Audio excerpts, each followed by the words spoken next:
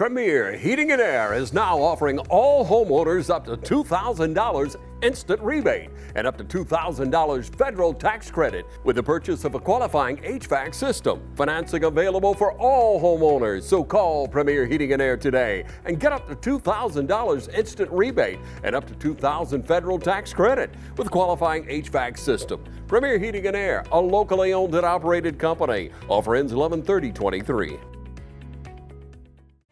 Proud to be an American, where at least I know I'm free, and I won't forget the men who... Hello everyone, we welcome you out to the VA today. We're here with Marcia Morris. Welcome to you, Marcia. Thank you for having the time to speak to us today. Now, you work in the EEO office here? That is correct. Tell me a little bit about that, equal opportunity employment. Yes. So basically what we do is we fight discrimination on a federal level. Anybody that feels discriminated against under Title VII of the Civil Rights Act, then they would come and talk to us, and we would direct them, as far as what they could do. We assist them in filing complaints. We counsel them. There are times when we may facilitate workplace disputes or mediations. Yeah. Marcia, what type of training does that take to get into that, please? Wow. So I've actually been doing this for about 7 years. I started with the Department of Labor. Most of the time with any federal careers, you can have experience or you'll have a college background. Anybody basically who's a high school graduate that has some college education, associates, bachelor's, master's, they can get into EEOC. We have plenty of training. Yeah. It's like an umbrella. It's so many variations that you can go into. Yeah. Marcia, I would have to say you have a noble job. Fairness and equality, in people, and people who are mistreated, misrepresented. It happens all over. We hate to say, but you have to have someone to administer the rules of that to ensure equality for all people.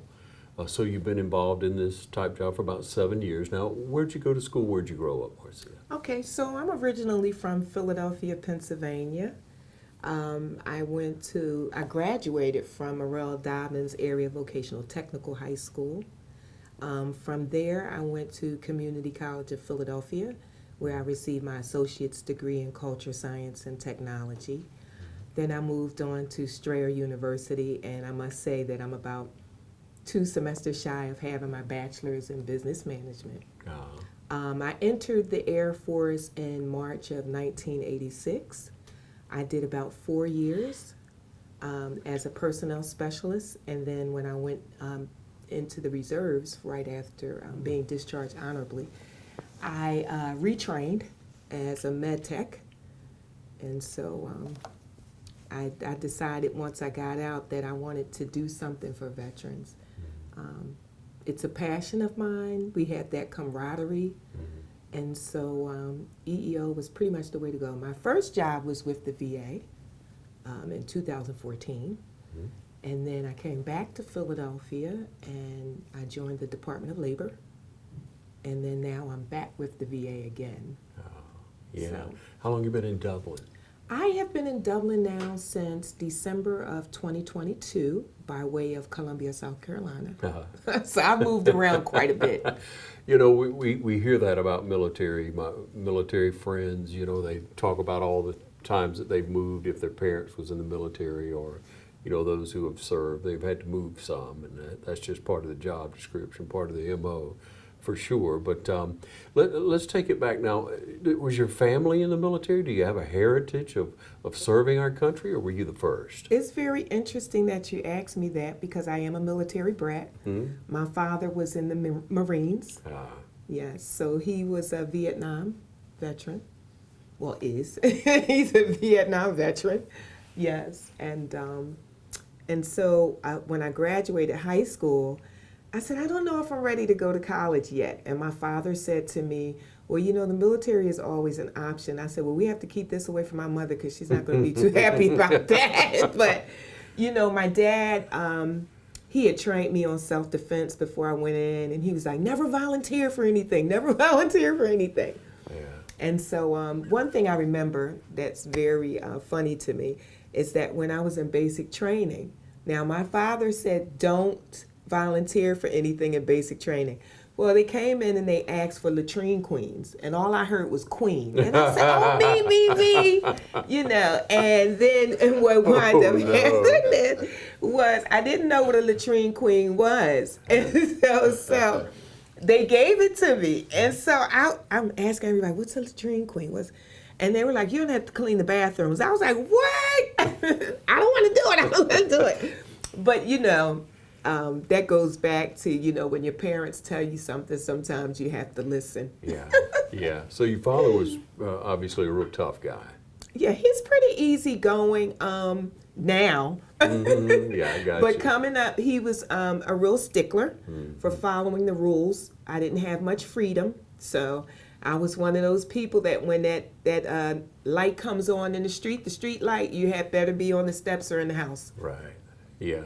That was a good rule. Oh, yes, Yeah, absolutely. for sure. For sure. We're talking with Marcia. We'll take a short break. We'll be right back with you, okay? It's hunting season at Roach Farm and Garden. Roach Farm and Garden has a warehouse full of feed and seed. Pennington, Big Boss, ADM, 4S, FRM, and Antler Extreme. Even got the feeders to put it in. Food plots, we got you covered. Fertilizer, oats, clover, peas, and mixes. Take time to check out our huge concrete statue selection. Need deer lure? Fresh voodoo always on the counter. We've got something for everybody at Roach Farm and Garden. 2 locations, Dublin and Wrightsville. Century 21 Durden Cornegay Realty would like to take this opportunity to salute all veterans for serving our great country. So join Brian Howell, Charlene Lamb, Adam White, David Deeves, Jennifer Bradley, Mark Bateman, Kim Thompson, Pamela Lee, Edie Webb, Jay Brantley, Jim Jarrett, Raina Doverly, Yvonne Robertson, and broker George Durden, in saluting all those who have proudly served the greatest nation in the world. Century 21 Durden Cornegay, proud to be American and proud to serve you today at 1700 Veterans Boulevard in Dublin. Call us at 272-1535 or log on to c21dublin.com. MedFirst is committed to service and quality care. Located on Hillcrest Parkway near Fairview Park Hospital, we're built on the philosophy of continually providing new and effective services to meet the healthcare needs of the communities we serve. We have a complete inventory of all the latest in-home medical equipment and appliances. Also, the latest technology in seat lift chairs is displayed in one of the largest medical showrooms anywhere. MedFirst has become a leader in sleep therapy services in the Middle Georgia area, as well as home respiratory services. Roger Folsom and the team at MedFirst look forward to taking care of all your home medical needs. So call us today at 478-274-1900 or come by and see us at 1204 Hillcrest Parkway. Back with Marcia. We talk about service. We talk about your family service. We talk about the camaraderie that you have among other people who served in our military. When you see American flag, when you see Veterans Day come along, even Memorial Day, you see things like that. What does it trigger inside of you? How would you express that emotion, Marcia? It's very emotional for me because when I see the U.S. flag, it reminds me of freedom. And so for me, I can recall working as a personnel specialist and processing military members to go off to conflicts of war and different things like that. So to watch them leave and know that they were fighting to keep the democracy and keep us free, that's very important. Yeah. And not just, it's for everybody, you know? Democracy is for everyone that lives in the United States. Yes. You know, so that's very emotional for me. I'm very proud to be a veteran. I've been all over the world and how the United States veterans are received in other countries is just mind-blowing. People tend to think that when you're in other countries that, oh, you know, it's so tough, they don't really like Americans. But that's not always true. Everywhere that I've been received and with just so much love and compassion, and people just really want to know what the United States is all about. And so it makes me proud to have served. Yeah, it's beautiful to see you say that. Your face just lights up when you express how you feel about our wonderful country. Now, when you talk about times that you've met people in other countries, you've been there to serve, visit, what have you, anything that stands out to you, maybe recount a story of meeting someone and sharing about your service and the United States and how they reacted? Do you think of anything in particular? Well, I was stationed in Camiso Air Station, Italy, in Sicily, Italy. And while I was there, I chose to play basketball. And one of the reasons why I chose to play basketball was because it would give me an opportunity to go temporary duty to other countries. While I was there, in particular, right before we were about to go to a game in, I think it was Turkey or Greece, I'm not really sure, but I remember we went downtown in Sicily shopping because they have like open markets. Mm-hmm. And I remember this Sicilian woman coming up to me and grabbing my face with her hands. And so my first instinct was to like back away because, you know, I don't know and I don't speak the language. But I happened to have someone who was Italian that was a part of our little group. And so when she grabbed my face, she said, "Tu bella, tu bella." And then she said some other things, and I really didn't know what she was saying. So when I asked my friend to translate what she was saying that I was beautiful, that she wanted to know if I was Hispanic. And so my friend told her, no, she's a soul Americana.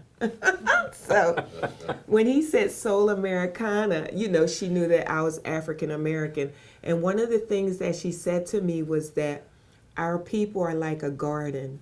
We come in so many varieties and shades. And I thought that that was the most beautiful thing that I had ever heard. And so I guess in her mind, like she didn't know that I was from the United States, but I just assumed that she thought I was from Spain or Puerto Rico. Sure. And so for me, it was wonderful. And then she was excited also because she had met someone that was from the United States, and I was also a female veteran. Yeah. How do you describe what you see America's military, America's service people? What do we represent to the rest of the world? Wow.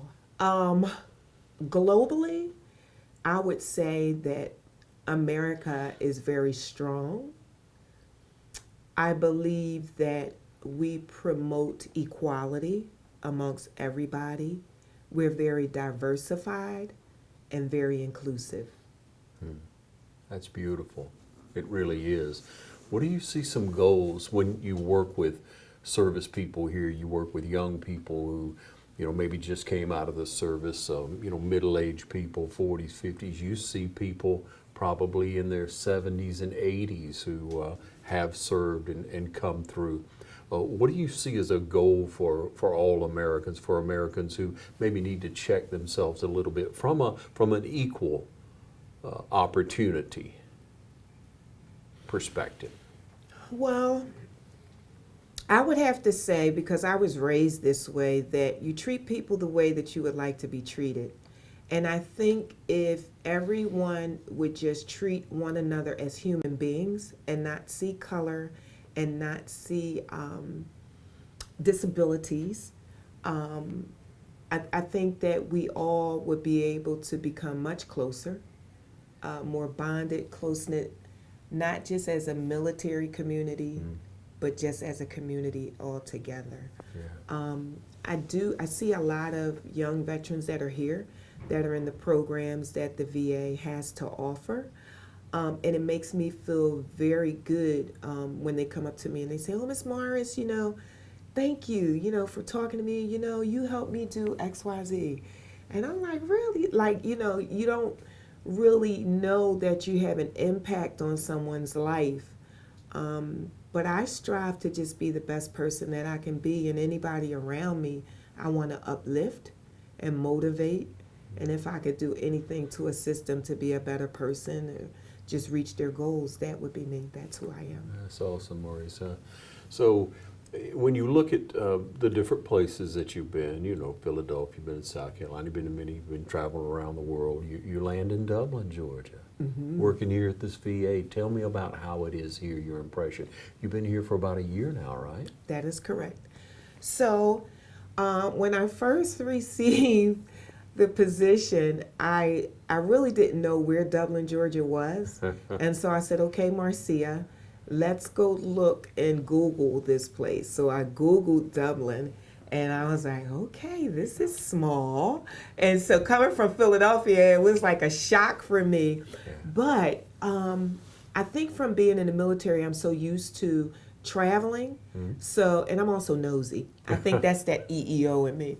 But I wanted to know what Dublin was about because I had never lived in Georgia before. I've always heard about Atlanta, but I've never heard of Dublin. Sure. I've heard of Macon, but I've never heard of Dublin. Yeah. So when I got here, I was like, wow, it's small, but it's doable. What I like about it is that it reminds me of a retirement area. This is also a great place for people to raise children. There's not a lot of crime here, so that was definitely a plus. Sure. And it just gives me a lot of time. I get to, it's in the middle of everything, so to speak. I can get to Augusta, I can go to Warner Robins, I can go to South Carolina. Sure. I've been to Florida to visit my sister. So I feel like I'm in an actually great area. And the people have been amazing, very welcoming, very warm. I like a lot of the festivities and the festivals that they have here. So that was very different. The open markets, they're very cool. Getting to see a lot of people who are entrepreneurs and trying to do their own thing, that's really cool. Yeah, it is, isn't it? It's Yes. good to challenge yourself and excel, and I can tell you love that in people. You love people. To really dive a little bit deeper, now I want you to help me and help people that are watching. With your mindset, with your training, when you meet someone, are there a few things that you analyze on that person, maybe a couple of 3 questions that you probe into people to ascertain what type of person they are, where they're coming from, what kind of feel, if they're, of what character they are. Can you help me with that? Well, most of the time, when I'm first meeting someone, I always just look at their posture and if they can look me in my face when they're speaking to me. A lot of times I feel if a person can't look you in your eye, it may be either they have something to hide or they're not being very honest, or sometimes people just are uncomfortable just speaking to someone face to face. Sure. What I find is when people show you who they are the first time, believe them. Most of the time, I like people who are very direct. Yeah. Because if you beat around the bush with me, I'm going to think, okay, you're not answering my question, or you just, it's something there that you're not telling me. So I like people that are very direct and honest. And a lot of times you can tell that by a handshake, by, we always say, I'm sorry. When you, nonverbal communication is what it's called. So when someone's standing, their body motion, how they're sitting, their posture, it can tell you a lot about a person, if they're attentive, if they're not. So 3 things would definitely be if a person could look me dead in my eyes, if I ask them a question and they can answer it directly without beating around the bush, let me see. And a handshake tells a lot about a person. That's great. Hopefully you took something out of that, young and old alike, to grow yourself, because people want to make good impressions, especially younger people. That'll really speak to them and how to conduct yourself going forward. We'll take another short break. We'll be right back, okay? Stanley Funeral Home would like to remind you to get out and enjoy all the activities of the 57th Annual St. Patrick's Festival. From everyone at Stanley Brothers Funeral Home, enjoy the 57th Annual St. Patrick's Festival. Proud to sponsor coverage of the St. Patrick's events. Hi, I'm Meg Greer-Evans with Middle Georgia Estate Planning, and this November we want to salute all of our veterans and their families. We appreciate you for your service. If you need help with any type of estate planning, whether that's a will, a trust, financial power of attorney, or a healthcare directive, give us a call. We'd be glad to assist you or consult with you and your loved one about long-term care for that veteran. Our phone number is 478-272-2885, or you can visit our website at middlegeorgiaestateplanning.com.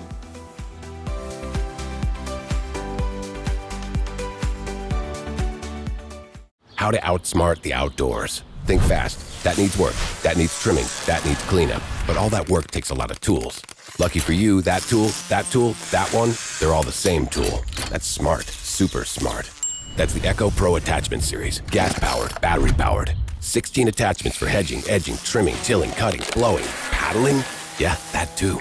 It's outdoor grade, professional grade, commercial grade, which is great for making your yard look like it belongs in a commercial. Echo, power on and on. Hey, I'm TJ with Dublin Outdoors and Power Sports, formerly known as Myers Equipment Supply. We're your full-line sales and service dealer for Echo and Shendawa handheld products. All right, we welcome you back. Marcia, we talk about Veterans Day. We talk about looking at what veterans do for the United States and why Veterans Day started, 11/11. We remember it every year here at the VA, and I'm sure many places you've been before. We have a wonderful ceremony that's put on for our veterans, a real celebration of that service. And so when you look back on your time, your service for those who were deployed, for those who were Desert Storm, for those, going forward there, I'm sure you were support staff for a lot of that. Mm-hmm. You had to deal with a lot of different people probably going off to fight a war. How do you encourage someone that's in that position, that is leaving their family, and how do you think people handle that, service people handle it? Because I'm not, in the service. I don't have a direct family member in the service. So I wonder, and I know many people do, what does that feel like to see that loved one go or that person that will go and fight for our country? What do you think they're going through? What have you seen? Well, I know just from being a veteran myself and having friends who are ex-military, who are retired military, who've actually been in some of the conflicts and wars. It's difficult, especially if you come from a close-knit family. Mm. If you're family-oriented, it's very difficult. I find that people who would consider themselves loners, so to speak, may be able to handle it a little better because they're not really used to having family members or somebody there. Mm-hmm. But people that come from close-knit families, people that are married, people that have gone in young like myself, I went in at 18, you miss your families. So for me, going in 1986, there was a lot of letter writing, phone calling. The phone bill was just ridiculously high. Back in the day. Yes. My mother was constantly saying, hey, stop calling on this phone. Because I was calling from overseas like 2 and 3 times a week, So now, with technology, people can get on their laptops, iPads, they can FaceTime their family members. So it's a little more easier. But it's always hard when you don't have your family there with you, and for those that go off to war, they don't know if they're coming back. Yeah. You know what I mean? So that's a struggle for them. Yeah. It is. Mm-hmm. And so when we look at the average Joe, average Janet, what have you in America who hasn't served, what do we do as Americans who love our country, who love those people who do serve? What do we do to support? Well, you have to encourage. You encourage your loved ones. You encourage people that you know that are veterans, because that means more to us than anything else. They already have it hard, you know, being away from home. A lot of us are disabled veterans. You have people that are dealing with physical and mental incapacities. So to be forthcoming with programs that would assist us in recovery, mental health, you know, physical health, that means a lot to us. I would just say, just being supportive, just being a listening ear, just being a go-to person, you know, helping us tap into resources that we may not know about. That means a lot to a lot of us. Yeah, that's wonderful. Thank you so much. A pleasure to meet you, and thank you for your service. Thank you so much for having me. And I'm proud to be an American.